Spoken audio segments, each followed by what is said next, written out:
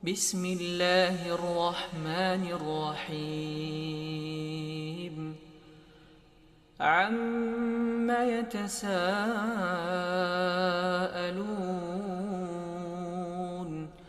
عن النبأ العظيم الذي هم فيه مختلفون كلا سيعلمون ثم كلا سيعلمون ألم نجعل الأرض مهادا والجبال أوتادا وخلقناكم أزواجا وجعلنا نومكم سباتا وجعلنا الليل لباسا وجعلنا النهار معاشا وبنينا فوقكم سبعا شدادا وجعلنا سراجا وهاجا وأنزلنا من المعصرات ماء ثجاجا لنخرج به حبا ونباتا وجنات ألفافا إن يوم الفصل كان ميقاتا يوم ينفخ في الصور فتأتون أفواجا وفتحت السماء فكانت أبوابا وسيرت الجبال فكانت سرابا إن جهنم كانت مرصادا للطاغين مآبا لابثين فيها أحقابا لا يذوقون فيها بردا ولا شرابا إلا حميما وغساقا جزاء وفاقا إنهم كانوا لا يرجون حسابا وكذبوا بآياتنا كذابا وكل شيء أحصيناه كتابا فذوقوا فلن نزيدكم إلا عذابا إن للمتقين مفازا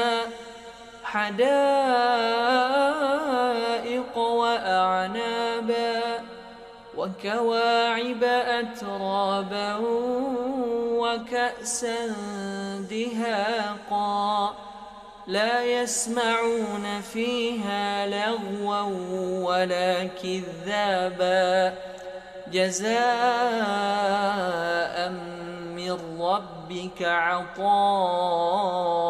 حسابا رب السماوات والأرض وما بينهما. Yang hadir di Masjid Darul Hikmah ini ataupun yang menyaksikan secara live, insyaallah malam ini kita akan mendengarkan nasihat taujihat dari Syekh kita Syekh Abdullah Zaidani hafizahullah taala dengan materi sebagaimana yang telah disebarkan oleh panitia al-awasim minal fitan, hal-hal yang bisa melindungi kita dari fitnah. Tanpa kita berlama-lama, kita sudah rindu mendengarkan pembahasan langsung dari Syekh, maka kepada beliau kami persilakan wali fadilatihi falyatafaddal mashkuran ma'juran. Innal hamdalillah nahmaduhu wa nasta'inuhu wa nastaghfiruhu wa natubu ilayhi wa na'udzu billahi min shururi anfusina wa sayyiati a'malina man yahdihillahu fala mudilla lahu wa man yudlil fala hadiya lahu wa ashhadu an la ilaha illallah wahdahu la sharika lahu wa ashhadu anna Muhammadan abduhu wa rasuluh صلى الله عليه وعلى آله وصحبه وسلم تسليما كثيرا. أما بعد، فالسلام عليكم ورحمة الله وبركاته. وعليكم السلام ورحمة الله وبركاته. وحياكم الله أيها الإخوة الكرام وأيتها الأخوات الكريمات في هذا المجلس من مجالس العلم والذكر التي يباهي بها سبحانه وتعالى أهل السماء ويغشى أهلها بالرحمة وتحفهم السكينة ويذكرهم الله سبحانه وتعالى في من عنده، فهي مجالس من أنفع مجالس العبد وهي من خير مجالس الدنيا. Setelah beliau memuji Allah Subhanahu wa taala dengan pujian-pujian yang layak kepadanya serta berselawat kepada Rasulullah sallallahu alaihi wasallam, kepada keluarga, sahabat serta seluruh kaum muslimin. Kemudian tadi beliau sudah mengucapkan salam dan kita telah menjawab salam beliau. Lalu beliau mengatakan, sungguh bahagia, hayakumullah, semoga Allah senantiasa memberkahi kehidupan kita, terutama karena hadir di majelis ini, baik para ikhwah ataupun akhwat yang telah hadir di majelis ini, majelis yang disebut-sebut oleh Allah dan dibangga-banggakan oleh Allah Subhanahu wa taala di hadapan para malaikatnya, di hadapan para makhluk-makhluk yang mulia. Majelis yang insya Allah diliputi rahmat oleh Allah Azza wa Jal, majelis yang selalu memberikan manfaat, bahkan tidak ada majelis yang lebih manfaat dan lebih memberikan manfaat dibandingkan majelis-majelis seperti ini. نعم. في هذه الأزمان والأوقات التي قل فيها العلم وانتشر فيها الجهل وتفرق المسلمون، وجدت كثير من الفتن، وقد أمرنا الله سبحانه وتعالى باتقاء الفتن عموما. قال تعالى: واتقوا فتنة لا تصيبن الذين ظلموا منكم خاصة واعلموا أن الله شديد العقاب. وقال سبحانه وتعالى وقال النبي صلى الله عليه وسلم كذلك: تعوذوا بالله من الفتن ما ظهر منها وما بطن. تعوذوا بالله من الفتن ما ظهر منها وما بطن كما في صحيح مسلم. Di akhir-akhir masa ini atau di masa zaman now, begitu nampak betapa kurangnya ilmu dan tersebarnya kejahilan. Di masa ini sangat nampak dan jelas di hadapan kita, ilmu begitu sedikit sementara orang-orang yang jahil itu semakin banyak. Dan perpecahan di kalangan kaum muslimin sangat jelas. Sehingga kita oleh Allah Subhanahu wa taala memang sudah diwanti-wanti agar jangan sampai terjerumus kepada fitnah. Di masa saat ini fitnah begitu banyak. Ada beberapa ayat yang menjelaskan tentang bagaimana kita harus menghindari fitnah. Dalam surah Al-Anfal Allah Subhanahu wa taala sebutkan, wattaqu fitnatan la tusibanna alladziina zalamu minkum khassah. Hindari, hati-hati dari sebuah fitnah yang tidak menimpa orang zalim saja secara khusus, bahkan siapapun bisa kena. Dalam hadis Rasulullah SAW bersabda, ta'awwadhu minal fitan, berlindung dirilah kepada Allah dari segala bentuk fitnah, baik yang nampak ataupun yang tidak nampak. وقد جرت سنة الله سبحانه وتعالى، وقد أجرى الله سبحانه وتعالى سنته على أن يبتلي عباده بالفتن ليعلم الصادق من الكاذب والمؤمن من المنافق. قال الله تعالى: ألف لام ميم أحسب الناس أن يتركوا أن يقولوا آمنا وهم لا يفتنون ولقد فتنا الذين من قبلهم فلا يعلمن الله الذين صدقوا ولا يعلمن كاذبين. فبين سبحانه وتعالى أن الابتلاء بكشف الصادق من الكاذب وأنها فتنة جارية في الأمم، جرت في الأمم السابقة وستجري في هذه الأمة كما في الأمم السابقة. Fitnah, ujian dan cobaan itu ada supaya bisa nampak antara yang dusta dan yang benar, yang hoax dan yang realita. Itu salah satu manfaat adanya fitnah. Dan Rasulullah SAW sudah sering menjelaskan hal ini kepada umatnya, bahwasanya akan selalu ada fitnah, dan dari situ akan nampak siapa yang mukmin dan siapa yang munafik. Di dalam Al-Quran Allah Subhanahu wa Ta'ala berfirman dalam surah Al-Ankabut ayat pertama dan 2, ahasiban nasu ayyutraku ayyaqulu amanna wa hum la yuftanun. Apakah manusia mengira akan ditinggalkan, dibiarkan begitu saja tanpa diuji, tanpa difitnah, tanpa dicoba, lalu dibiarkan begitu saja ya, mengatakan iman tanpa diuji dan dicoba. Dan di ayat keduanya Allah menjelaskan bahwasanya tujuan dari fitnah itu untuk mengetahui siapa yang jujur dalam beriman, siapa yang betul-betul jujur dengan pernyataannya sebagai seorang mukmin, dan siapa yang hanya dengan lisannya saja. Nah, dan ibtila ini kata beliau Syekh, bahwa ibtila ini memang tujuannya tadi ya untuk memperjelas siapa sebenarnya yang berada di kubu yang benar dan siapa yang selama ini hanya dusta saja. Nah, wal muradu bil fitnah, الفتنة في اللغة العربية هي الابتلاء والاختبار، الابتلاء والاختبار. فتكون الفتنة في الأمة لابتلاء الناس واختبارهم ليتبين الصادق من الكاذب والمؤمن من المنافق. كذا قال أئمة اللغة وغيرهم. Nah. Ya, secara definisi bahasa, ibtila atau fitnah adalah semakna dengan kata ibtila dan ikhtibar, ujian dan cobaan, atau ya seperti biasa kita dengarkan, menguji dan mencoba, lalu kemudian darinya nampak siapa yang benar, siapa yang salah, siapa yang mukmin, siapa yang shadiq. Ini disebutkan oleh para ulama ahli lughah dalam kaitannya dengan arti fitnah dalam bahasa. Nah. والفتن على نوعين، الفتن على نوعين،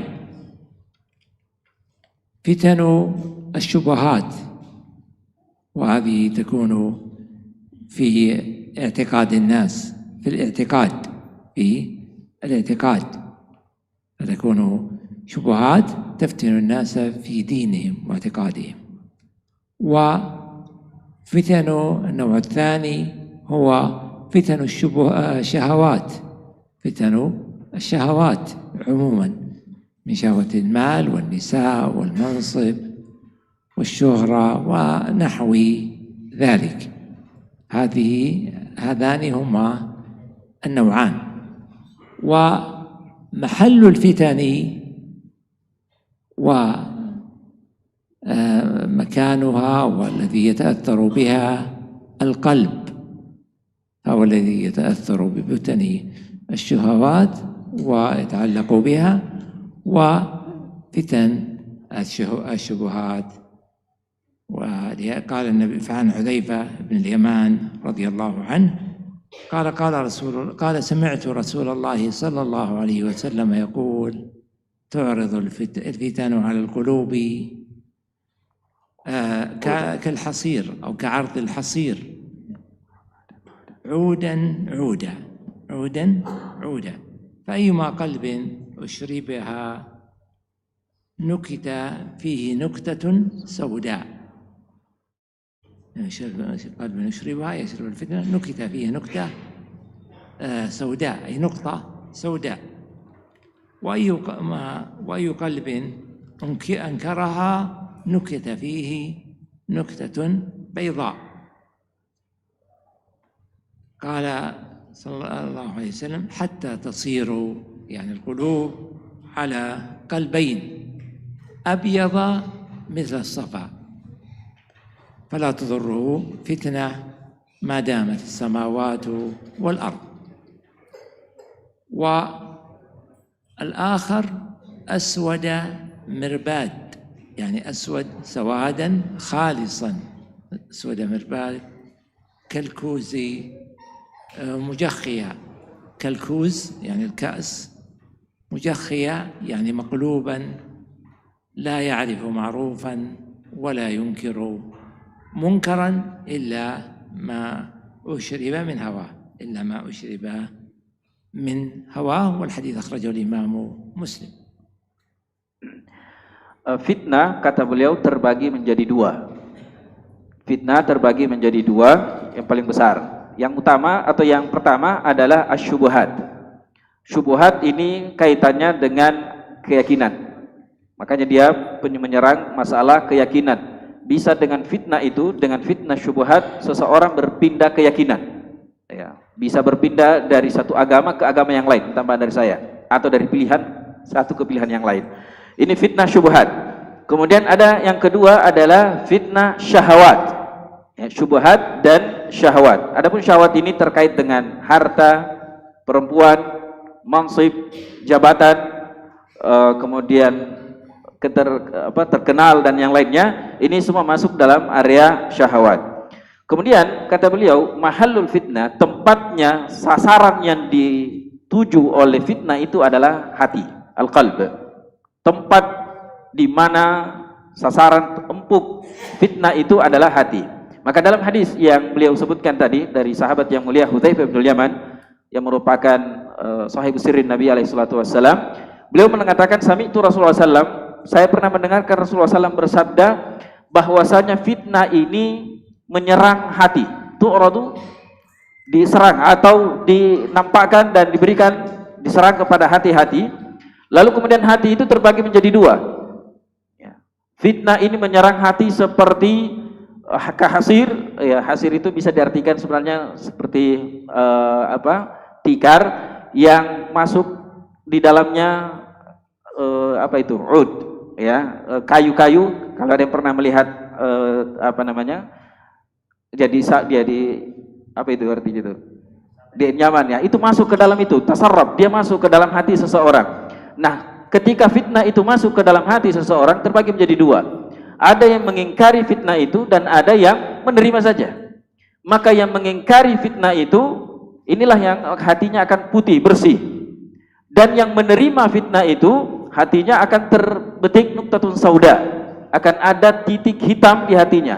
Dan semakin dia terima dan semakin banyak fitnah masuk ke dalam hatinya, itu akan semakin gelap hatinya sehingga nanti dia tidak bisa lagi membedakan mana yang ma'ruf, mana yang mungkar. Beliau tadi menyebutkan seperti gelas yang terbalik.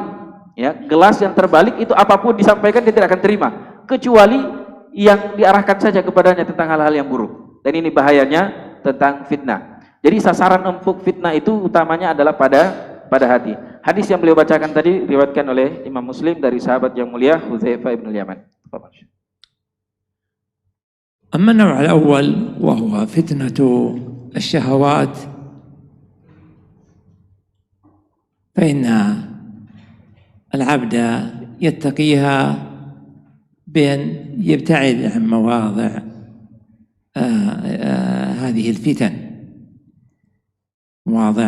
الفتن ولهذا وهذا هو الهدي النبوي الذي أرشدنا إليه. ولهذا النبي صلى الله عليه وسلم قال إن فتنة بني إسرائيل كانت في النساء فاتقوا الدنيا واتقوا النساء فإن فتنة بني إسرائيل كانت في النساء. ففتنة النساء يتقيها بأن يبتعد عن قدر ما يستطيع من أماكن الاختلاط بالنساء والقرب منهن. وفتنة المال والشرف ونحو ذلك وغيرها من الفتن كذلك يتقيها بأن يبتعد عن الشبهات، كل مشتبه. ولهذا قال النبي صلى الله عليه وسلم: إن الحلال بين وإن الحرام بين وبينهما أمور مشتبهات لا يعلمهن كثير من الناس، فمن اتقى الشبهات فقد استبرأ لدينه وعرضه. ولهذا يتقي فتن شهوات المال ونحوها بأن يبتعد عما فيه شبهة حتى يسلم بدينه. نعم. Adapun fitnah yang pertama yang beliau ingin jelaskan secara detail adalah fitnah syahwat. Dan fitnah syahwat ini poin besarnya adalah pada wanita, ya, pada lawan jenis kita, nisa. Dan hadis yang beliau sebutkan tentang fitnah pertama yang menimpa kaum Bani Israel sampai menjadi kaum yang terlaknat adalah fitnatun nisa. Ya. Maka dalam sebuah hadis disebutkan hati-hati dan hindari fitnah nisa dan fitnah dunia lainnya. Tapi paling intinya adalah pada fitnatu an-nisa. Maka beliau menyebutkan bagaimana caranya adalah dengan menghindari sebisa mungkin untuk tidak ikhtilat, tidak bercampur baur dengan wanita, dan tidak bersama dengan wanita yang tentunya bukan mahram. Adapun fitnatul mal, fitnah harta dan yang lainnya, yang terpenting dalam hal ini adalah bagaimana menghindari syubhat di dalamnya. Kalau masih ada sesuatu yang meragukan, sebaiknya dihindari. Ini transaksinya halal boleh atau tidak, sebisa mungkin menghindari yang masih ada syubhat di dalamnya. Karena disitulah kisaran fitnah pada harta. Dalam hadis yang beliau sebutkan, innal halala bayyinun, sesungguhnya yang halal itu sudah jelas, yang haram juga sudah jelas. Yang jadi masalah itu antara keduanya. Wa bainahuma umurun mushtabihat. Ada di antara yang halal dan yang haram itu sesuatu yang masih mencurigakan. Maka Rasulullah SAW mengatakan, siapa yang menghindarkan dirinya, menjauhkan dirinya dari hal-hal yang masih syubhat ini, faqad istabra'a lidinihi wa irdih. Sungguh dia telah menjaga jiwanya, hatinya, dan juga kehormatannya. Maka dari fitnah wanita berusaha semaksimal mungkin untuk tidak ikhtilat. Dari fitnah harta berusaha untuk terhindar dari segala hal yang masih ada syubhat di dalamnya. Nah. وكذلك يتقي فتن الشهوات بأن يربي عنده مخافة الله ومراقبته، ويتقي الله حق التقوى. فإن تقوى الله هي اتخاذ وقاية من عذاب الله باتباع أوامره واجتناب نواهيه.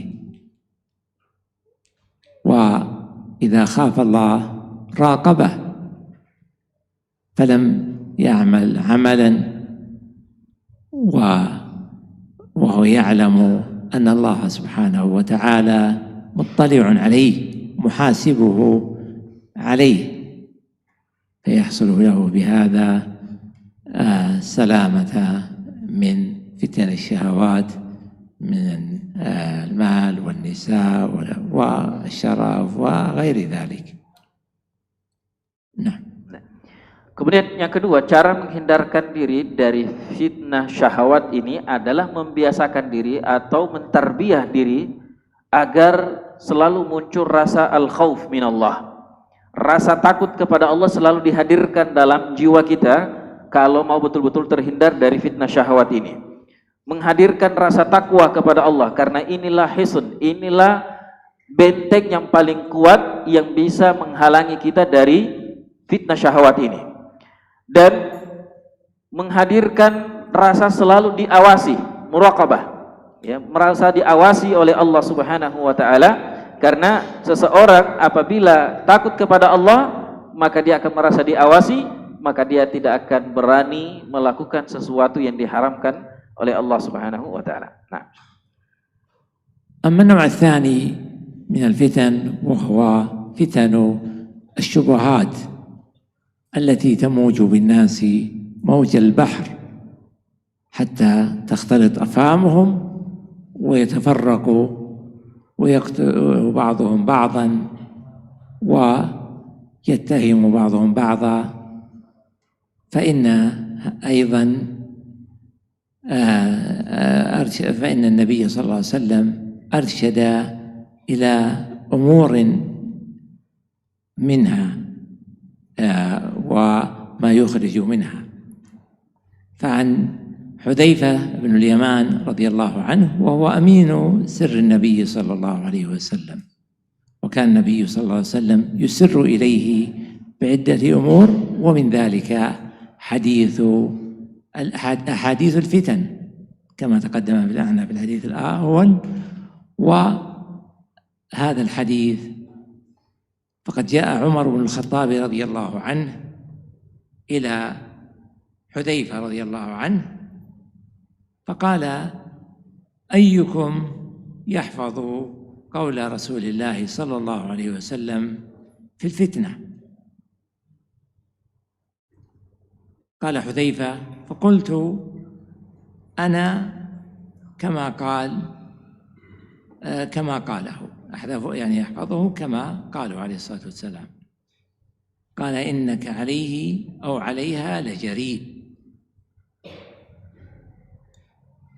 قال حذيفة: فقلت له: فتنة الرجل في أهله وماله وولده وجاره تكفرها الصلاة والصوم والصدقة والأمر والنهي، أي أن الافتتان بهذه الأشياء والوقوع في بعض المعاصي فيها فتنة الرجل في زوجه زوجته وولده وجاره، هذه يتوب منها وتكفرها الأعمال الصالحة. فقال عمر رضي الله عنه: ليس هذا أريد، يعني لست أريد فتن الشهوات، ولكن الفتنة التي تموج موج البحر، يعني أسألك عن الفتنة التي تموج موج البحر، أي تختلط فيها آراء الناس وأقاويلهم ويتفرقون. فقال له حذيفة: يا أمير المؤمنين، ليس عليك منها بأس، يعني ليس عليك منها بأس هذه الفتن. فقال: إن بينك، يقول حذيفة قال لعمر: إن بينك وبينها باب، إن بينك وبينها باب مغلق. فقال عمر رضي الله عنه: يفتح الباب أو يكسر، يفتح الباب أو يكسر. قال حذيفة: بل يكسر. فقال عمر رضي الله عنه: إذن لا يغلق أبدا، إذن لا يغلق أبدا. فقال الصحابة رضوان الله عليهم: أيعلم عمر أنه هو الباب؟ قال حذيفة: نعم. وهذا الذي حصل، فإنه حين قتل أمير المؤمنين عمر بن الخطاب رضي الله عنه وتولى عثمان، بدأت في أواخر خلافة عثمان تظهر الفتن واختلاف آراء الناس، حتى خرج عليه بعضهم فقتله، وخرجت الرافضة ثم الخوارج، ثم تولى علي فقتلته الخوارج، وبدأت الفتن تتسلسل في الأمة. Kemudian yang kedua adalah fitnah syubhat yang pembahasannya atau bahayanya seperti kamaujil bahar, seperti ombak di laut, seperti ombak yang ada di laut yang bisa menghanyutkan dan bisa memecah belah umat. Sebahagian telah disebutkan oleh Rasulullah SAW bagaimana kita terhindar dari fitnah syubhat ini. Hadis Hudzaifah bin al-Yaman yang merupakan yang telah kita sebutkan tadi adalah orang yang dipercayai Rasulullah SAW menyembunyikan beberapa rahasia-rahasia, siapa orang munafik, siapa orang-orang ini dan seterusnya. Hudzaifah dikenal dengan orang yang memegang rahasia Rasulullah SAW. Di antara hadis adalah hadis yang sudah kita sebutkan tadi, bahwasanya hati ini akan diserang oleh fitnah-fitnah. Siapa yang menerimanya atau menerima fitnah itu, maka hatinya akan ada tinta hitam. Siapa yang menolaknya akan menjadi putih. Hadis yang kedua adalah hadis di mana Amirul Mukminin Umar bin Khattab radhiyallahu taala anhu mendatangi para sahabat dan bertanya, siapa di antara kalian yang masih menghafal hadis fitnah dari Rasulullah sallallahu alaihi wasallam? Siapa di antara kalian yang masih hafal hadis dari Rasulullah yang terkait dengan fitnah? Maka Hudzaifah mengatakan, yang saya tahu adalah fitnah tentang seseorang terhadap keluarganya. Fitnatul rajuli, ya, ujian dan cobaan seseorang pada istrinya, pada anaknya, pada hartanya. Dan semua ini, secara singkat, semua ini itu fitnah-fitnah yang ada ini masih bisa dihapuskan dengan kebaikan-kebaikan, dengan sholat 5 waktu, dengan amar ma'ruf nahi mungkar, dengan melakukan silaturahim dan hal-hal kebaikan yang lainnya. Semua kebaikan-kebaikan ini insya Allah mampu menghapus fitnah-fitnah yang terjadi pada harta, pada anak, pada istri dan yang lainnya. Maka beliau Umar bin Khattab mengatakan, bukan fitnah ini yang saya maksud. Yang saya maksud pertanyakan itu adalah fitnah yang luasnya atau besarannya seperti ombak di laut. Maka siapa Hudzaifah mengatakan, kalau masalah itu saya tidak tahu. Ya, laisa bihi bas. Saya tidak mengerti dalam masalah itu. Maka Umar bin Khattab paham betul apa yang dia ingin tanyakan. Maka beliau bertanya kepada Hudzaifah yang merupakan orang yang banyak mengetahui hal-hal rahasia dari Rasulullah. Wahai Hudzaifah, tentang fitnah yang dimaksud dalam beberapa hadis-hadis Rasulullah SAW yang bisa dengannya orang berpecah belah, bahkan terjadi pembunuhan, pembantaian dan seterusnya disebabkan oleh fitnah ini, apakah sudah terbuka pintunya atau masih tertutup? Ya. Apakah sudah terbuka pintunya atau masih tertutup? Maka Hudzaifah mengatakan masih tertutup. Ya, setelah itu Umar mengatakan, kalau begitu kapan pintunya terbuka maka tidak akan pernah tertutup lagi. Ya, kapan pintu fitnah ini terbuka maka tidak akan pernah tertutup sampai hari kiamat. Setelah itu ada seorang sahabat yang bertanya kepada Hudzaifah, wahai Hudzaifah, apakah Amirul Mukminin Umar bin Khattab tahu kalau dialah pintu fitnah itu? Ya, maksudnya kapan, dan betul sebagaimana beliau ceritakan tadi, fitnah terhadap umat ini dari syubhat itu mulai terjadi setelah pembunuhan Umar bin Khattab. Dari sinilah terbuka fitnah itu sampai sekarang tidak pernah tertutup. Maka setelah kematian Umar bin Khattab muncullah fitnah Rafidah, muncullah fitnah Khawarij. Dan itu jelas, setelah kematian Umar bin Khattab yang ditikam oleh Abu Lu'lu' al-Majusi, kemudian khilafah digantikan oleh Utsman bin Affan. Utsman bin Affan radhiyallahu taala anhu itu juga meninggal, bukan meninggal biasa, meninggal dibunuh oleh para kaum Khawarij. Dan setelahnya digantikan oleh Ali bin Abi Thalib. Ali bin Abi Thalib radhiyallahu taala anhu juga meninggal dengan dipenggal kepalanya oleh Khawarij. Dan semenjak itulah fitnah ini kembali muncul, bermunculan sampai saat ini dan tidak akan pernah tertutup pintu fitnah itu. Nah.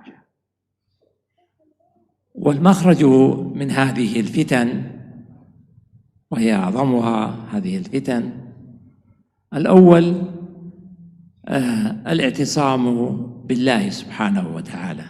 الاعتصام بالله سبحانه وتعالى. قال الله تعالى: ومن يعتصم بالله فقد هدي إلى صراط مستقيم. من يعتصم بالله فقد هدي إلى صراط مستقيم. وقال تعالى: واعتصموا بالله هو مولاكم فنعم المولى ونعم النصير. والاعتصام بالله يكون بالصلاة والمحافظة عليها والزيادة منها. ولهذا كان النبي صلى الله عليه وسلم يقول: الصلاة نور، أي نور لصاحبه يضيء له الطريق. وكان إذا حزبه أمر فزع إلى الصلاة. كذلك من الاعتصام بالله دعاء الله بالهداية إلى الحق والنجاة من الفتن. Kemudian bagaimana kita bisa terhindar dari fitnah yang sangat menakutkan ini? Ada dua yang boleh sebutkan di paragraf ini. Yang pertama adalah al-i'tisam billah, berpegang teguh kepada Allah Subhanahu wa taala. Ada dua ayat yang beliau sebutkan. Yang pertama, wa may ya'tasim billahi faqad hudiya ila shiratin mustaqim. Siapa yang berpegang teguh kepada Allah, maka Allah akan tunjukkan jalan lurus kepadanya. Dan ini tadi sifatnya khabar. Kemudian ada perintah, wa'tasimu billahi huwa maulakum ni'mal maula wa ni'man nasir. Kalau yang pertama adalah kalimat khabar, maka yang kedua ini adalah kalimat perintah atau insya. Berpegang teguhlah kalian semuanya kepada Allah Subhanahu wa taala, karena dialah maulakum. Dialah penolong kita, dan sebaik-baik penolong dan sebaik-baik maula adalah Allah Subhanahu wa taala. Dan di antara cara beriktisam kepada Allah Subhanahu wa taala adalah dengan menjaga salat kita. Inilah penjagaan atau iktisam yang sebenarnya adalah ketika kita menjaga ibadah salat kita. As-salatu nurun. Salat ini adalah cahaya, cahaya bagi orang yang sering melaksanakannya. Kemudian salat ini Rasulullah SAW kalau dia punya masalah, idza fazahu syai', kalau dia punya masalah sesuatu, dia akan pergi salat. Ya, dia solusinya adalah dengan sujud kepada Allah Subhanahu wa taala. Dan yang kedua adalah doa, ya, berdoa kepada Allah Subhanahu wa taala agar terhindar dari bahaya fitnah, baik yang syubhat ataupun yang syahwat. Hanya Allah Subhanahu wa taala yang bisa menghindarkan kita dari segala fitnah syubhat ini. Nah, كذلك من عواصم من الفتن الشبهات الاعتصام بالقرآن. اعتصام بالقرآن، وذلك بحفظه وتلاوته وتفهم معانيه. قال الله تعالى: إن هذا القرآن يهدي للتي هي أقوم. إن هذا القرآن يهدي للتي هي أقوم. وقال النبي صلى الله عليه وسلم في يوم عرفة في خطبته للأمة قال: وقد تركت فيكم ما لن تضلوا بعده إن اعتصمتم به كتاب الله. ولقد تركت فيكم ما لن تضلوا بعده إن اعتصمتم به كتاب الله. القرآن أيضا يعصم العبد من الوقوع في الفتن. نعم. Yang kedua, yang selanjutnya adalah bagaimana kita bisa terhindar dari fitnah adalah al-i'tisam bil Quran, yaitu berlindung diri kepada Al-Quran, berlindung diri dengan Al-Quran. Ya. Al-Quran dengan cara menghafalkannya, membacanya, mempelajari isi kandungannya, mentadaburinya, dan tentunya mengamalkan dan mentadaburi, menghayati dan mendakwakan daripada isi kandungan Al-Quran ini. Ada ayat yang disebutkan oleh beliau, yang pertama dari surah Al-Isra, ya, inna hadzal qur'ana yahdi lillati hiya aqwam. Sesungguhnya Al-Quran ini akan mengantarkan kita kepada jalan yang lebih lurus, jalan yang lebih tepat. Kemudian khutbah Rasulullah SAW pada Arafah di musim haji, beliau mengatakan, saya telah meninggalkan kepada kalian yang apabila kalian berpegang teguh dengan hal itu, maka kalian tidak akan pernah tersesat selamanya, yaitu kitabullah, yaitu Al-Quran. Maka ini salah satu cara bagaimana kita bisa terhindar dari fitnah adalah selalu bersama dengan Al-Quran. Nah. كذلك من العواصم من الفتن الشبهات خاصة الاعتصام بالسنة، أي سنة النبي صلى الله عليه وسلم، وذلك باتباعها وعدم الإحداث والابتداع، وعدم الإحداث والابتداع.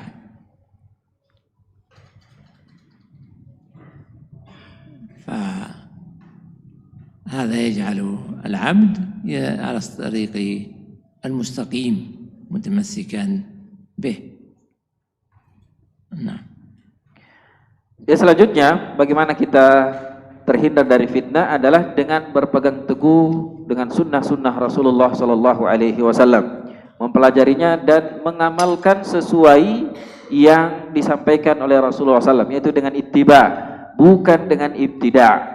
Jadi yang ada adalah ittiba, mengikuti apa yang telah digariskan, dicontohkan, diperintahkan oleh Nabi kita Sallallahu Alaihi Wasallam, bukan dengan melakukan sesuatu yang tidak pernah dilakukan oleh beliau, dengan istilah ibtida' atau membuat hal yang baru yang tidak pernah ada contohnya dari Rasulullah Sallallahu Alaihi Wasallam. Nah. الأمر الثالث هو التزام جماعة المسلمين وعدم التفرق والاختلاف، وذلك لأن من تفرق الناس إذا تفرقوا واختلفوا وضعفوا كما قال الله تعالى: ولا تنازعوا فتفشلوا وتذهب ريحكم.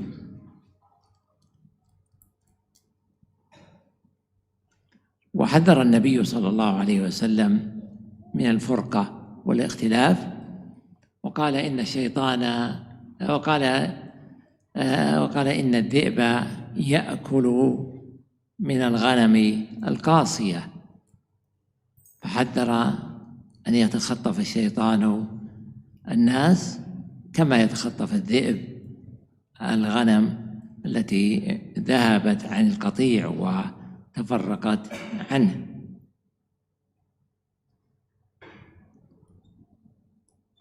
Nah. Selanjutnya adalah bagaimana cara bertahan atau terhindar dari fitnah adalah iltizamu jamaatul muslimin, selalu bersama dengan jamaah kaum muslimin, tidak menyendiri, tidak berpisah dari jamaah, selalu bersama dengan jamaah kaum muslimin dan tidak terpecah belah, tidak menyendiri. Karena sebagaimana dalam firman Allah Subhanahu wa taala dalam surah Al-Anfal, wala tanaza'u fatafshalu wa tadhhaba rihukum. Janganlah kalian berselisih, menyendiri, berpisah dari rombongan, dari jamaah, yang mana hal itu bisa membuat kalian kalah dan gagal. Fatafshalu wa tadhhaba rihukum, dan kalian tidak akan pernah menang. Ya, tidak menang karena terpecah belah. Dalam hadis Rasulullah SAW juga menjelaskan perumpamaan bahwasanya seekor serigala itu mampu memakan kambing itu yang terpisah dari rombongan. Kalau dia masih satu rombongan kambing-kambing itu serigala tidak akan pernah menyerangnya. Tapi yang diserang itu ketika ada satu kambing berpisah dari rombongan. Sebagaimana setan juga sama. Dia tidak mengelabui kaum muslimin yang bersama dengan jamaah. Yang dia selalu kelabui adalah ketika dia menyendiri. Nah. كذلك من العواصم من الفتن تعظيم حرمات المسلمين، حرمة الدم والمال والعرض.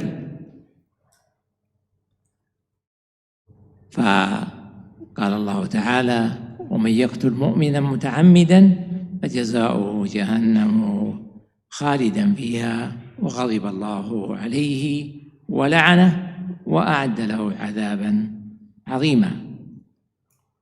وقال النبي صلى الله عليه وسلم في خطبة الوداع أيضا في ختامها في عرفة، فقال عليه الصلاة والسلام: إن دماءكم وأموالكم وفي بعض الروايات وأعراضكم كحرمة يومكم هذا في شهركم هذا في بلدكم هذا، في بلدكم هذا. اللهم بلغت، اللهم فاشهد. فذكر بحرمة، والحديث أيضا في مسلم، فذكر عليه الصلاة والسلام بحرمة الدماء وحرمة الأموال وحرمة الأعراض، يعني أن يتكلم المسلم في أخيه المسلم بما ليس فيه ذما وسبا وقدحا. Selanjutnya adalah bagaimana kita mengagungkan kehormatan kaum muslimin. Ya, ada 3 sisi yang dari hak-hak seorang muslim yang harus kita perhatikan dan jaga kehormatannya, yaitu nyawanya, darahnya tentunya, kemudian yang kedua adalah kehormatannya, dan yang ketiga adalah hartanya. Ketiga hal ini harus kita jaga. Dan Allah Subhanahu wa taala dalam surah An-Nisa itu menyebutkan, wa may yaqtul mu'minan muta'ammidan, siapa yang membunuh seorang muslim dengan sengaja, maka ancamannya adalah hukuman masuk neraka kekal di dalamnya. Setelah itu dilaknat oleh Allah, mendapatkan murka dari Allah Subhanahu wa taala dan adab yang sangat pedih. Dalam khutbah wada Rasulullah SAW, di antara penyampaian beliau saat berkhutbah wada di Arafah, beliau mengatakan, inna dima'akum, sesungguhnya nyawa kalian atau darah kalian dan harta kalian serta kehormatan kalian itu haram untuk ditumpahkan. Darahnya haram ditumpahkan, hartanya haram untuk diambil, kehormatannya harus dijaga, haram untuk merusak kehormatan sesama kaum muslimin, sebagaimana haramnya tempat ini dan bulan ini, yaitu bulan Zulhijjah, salah satu dari 4 bulan haram, dan Makkah yang merupakan daerah haram. Kalau di Makkah tidak boleh melakukan ini dan seterusnya, maka juga terkait dengan darah kaum muslimin, dengan kehormatan kaum muslimin dan harta kaum muslimin itu tidak boleh diganggu, sebagaimana kita tidak boleh mengganggu kehormatan Makkah Al-Mukarramah dan bulan Zulhijjah dan bulan-bulan haram lainnya.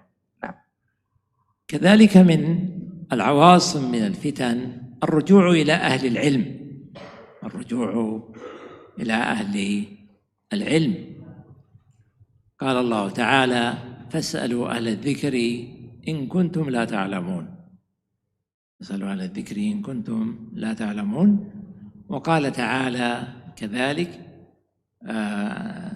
ولو ردوه إلى الرسول وإلى أولي الأمر منهم لعلمه الذين يستنبطونه منهم، لعلمه الذين يستنبطونه منهم، والذين يستنبطونه منهم هم العلماء، يعني فأمر بالرد على كتابه وسنة رسوله وأهل العلم إذا كذلك. نعم. Selanjutnya juga adalah bagaimana terhindar dari hal-hal yang sangat berbahaya, fitnah syubhat ini adalah selalu rujukannya kita itu kepada ahlul ilm, tidak mengambil pendapat pribadi-pribadi sendiri, apalagi yang tidak ada basic ilmu syar'i di dalamnya. Jadi masalah apapun yang kita hadapi, selalu rujukan kita adalah tanya kepada ahlul ilm. Fas'alu ahla dzikri in kuntum la ta'lamun. Tidak tahu mau nyoblos siapa, tanya ahlul ilm. Ya. Fas'alu ahla dzikr.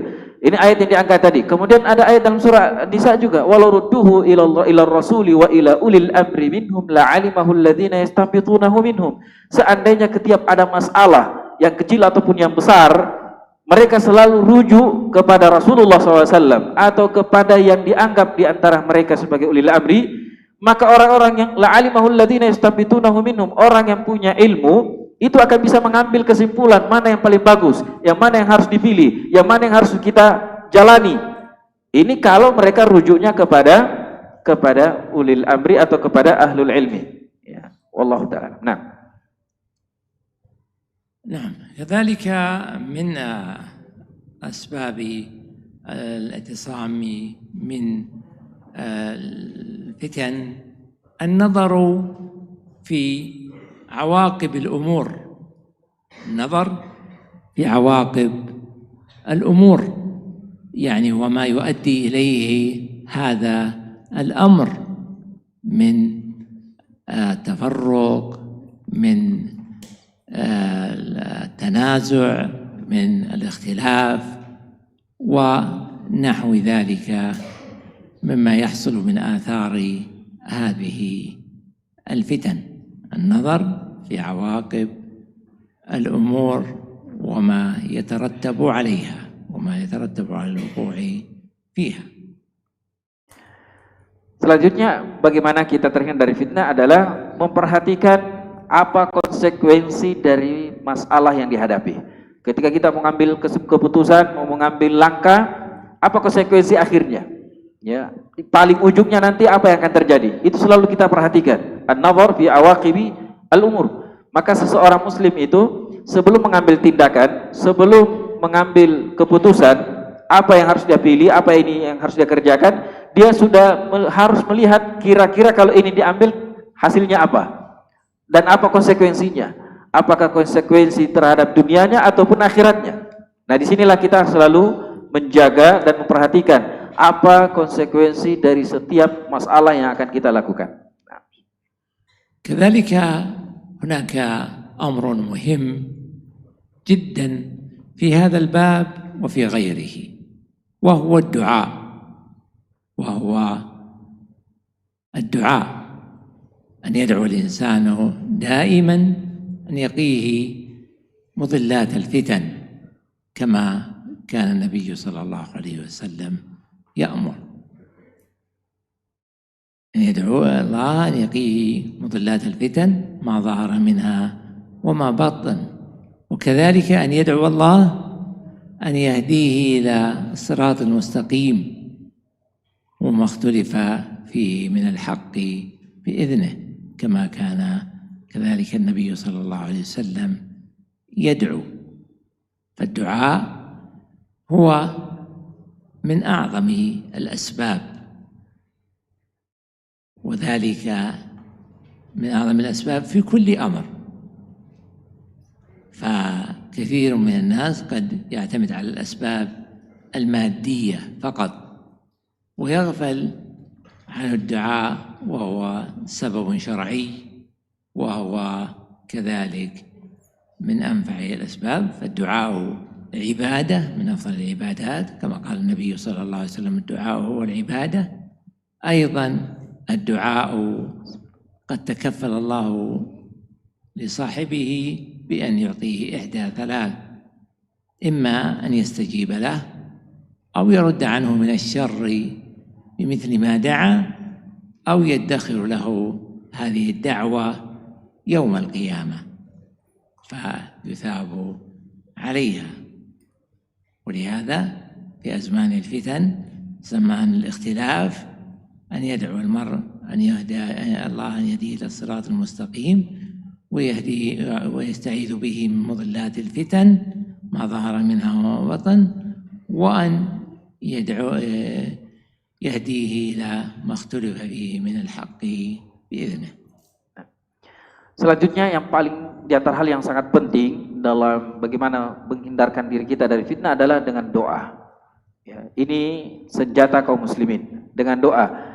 Doa agar kita terhindar dari fitnah-fitnah yang nampak ataupun yang tidak nampak.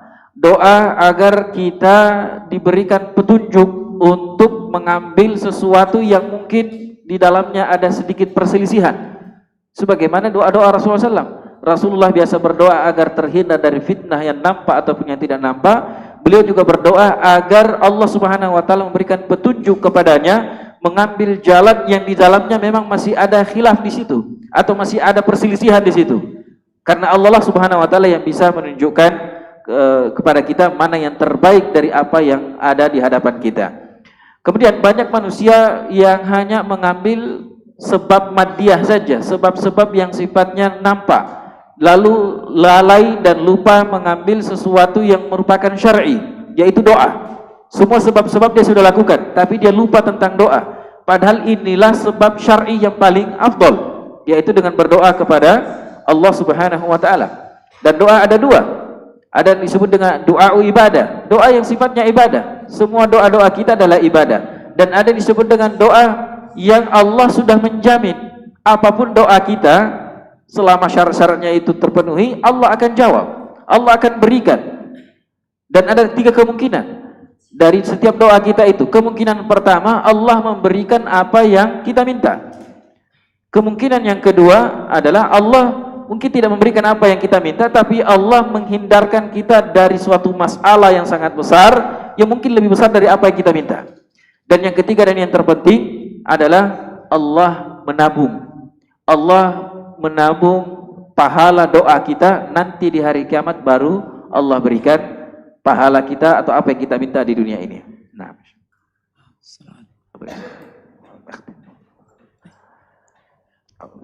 نكتفي بهذا لحضور وقت الصلاة، وأسأل الله سبحانه وتعالى بأسمائه الحسنى وصفاته العلى أن يرزقنا وإياكم العلم النافع والعمل الصالح، وأن يجعلنا هداة مهتدين غير ضالين ولا مضلين، ويقينا وإياكم مضلات الفتن ما ظهر منها وما بطن، ويثبتنا على دينه حتى نلقاه، ويجمعنا دوما على الخير، ويجمعنا في الآخرة ووالدينا وكل من له حق علينا في جنات النعيم في الفردوس الأعلى.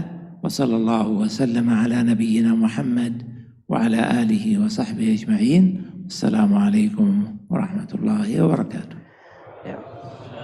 Demikian apa yang beliau sampaikan, semoga bermanfaat dan semoga ilmu yang beliau sampaikan ini ada manfaat bagi kita semua, dan semoga Allah menjadikan kita hudatan, orang-orang yang mengajak kepada petunjuk dan bukan mengajak kepada kesesatan. Semoga Allah selalu mengumpulkan kita dalam keadaan yang baik di dunia ini dan kemudian berkumpul lagi di surga kelak nanti.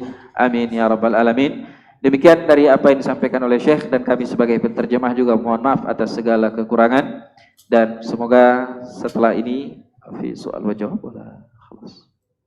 Soal wa jawab. Panitia, apa setelah Isya ada tanya jawab atau kita cukupkan sampai di sini saja? Cukup sampai sini. Awas. Naktafi bihadza. Baik, saya kira cukup. Mudah-mudahan apa yang telah kita jalani hari ini diberkahi oleh Allah Subhanahu wa taala. Syukran wa jazakumullahu khairan. Hada wa sallallahu ala nabiyyina Muhammad wa ala alihi wa sahbihi wasallam. Wassalamualaikum warahmatullahi wabarakatuh. Ya